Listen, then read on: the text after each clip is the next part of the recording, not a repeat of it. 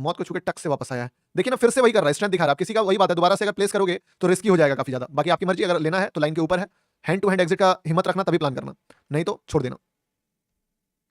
Hand to hand exit का button है तो ठीक है, नहीं तो छोड़ देना।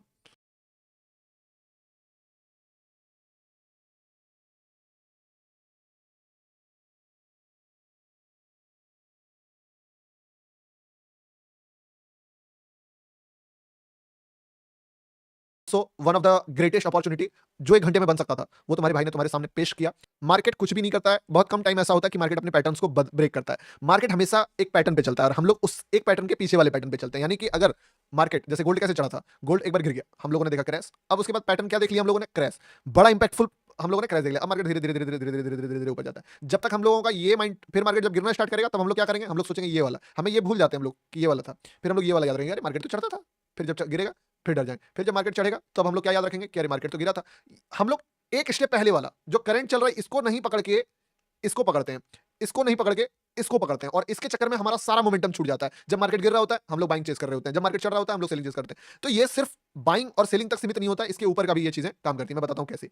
इस जगह पे अगर तुम ध्यान से देखो तो तुमको एक बात नोटिस होगी कि ये एक माइक्रो लेवल लिक्विडिटी है, इसके ऊपर काफी बड़ा हाई है। ठीक है, मार्केट ने किस तरीके से एक बड़ा कैंडल बनाया, पहले वो देखो। सबसे पहला बड़ा कैंडल बना ये। अगर तुम ध्यान से मेरी बातों को नोटिस करो ना, तो तुमको ये ट्रेड का लॉजिक से भी बड़ा लॉजिक एक बात समझ में आएगा कि जब ये यहां से यहां तक फटा ना और एक रेड कैंडल बना दिया, लगभग लगभग मेरा माइंड यहीं पे क्लियर हो गया था कि ये पूरा लो तक आएगा। क्यों?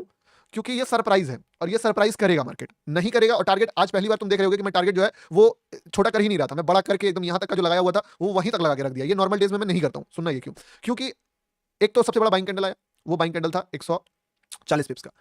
एक रेड कैंडल, दो रेड कैंडल, मार्केट यहां से मैं बता ही चुका था कि अब तुम गिर ही जाओ ब्रो, क्योंकि अब तुम्हारा मकसद यही है कि जो ये बड़ा वाला बायर है इसको निकालेंगे और फिर इसको चढ़ाएंगे।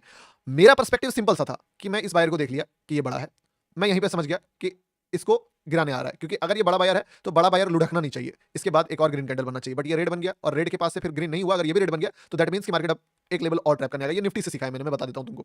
मार्केट यहां तक आया, मैं बिल्कुल भी सरप्राइज नहीं था, और जैसे ही पहला ग्रीन कैंडल बनाया ऑलमोस्ट इसी जगह पे मैंने तुमको ये बोल दिया कि तुम बाय करने का प्लान कर सकते हो आफ्टर ग्रीन कैंडल। और ये सोचना कि मार्केट फिर से अनएक्सपेक्टेड मूव दे देगा, क्योंकि फिर क्या हो जाएगा? एक बड़ा मूव, एक बड़ा fall, and market trending, no, उससे भी बड़ा राइज।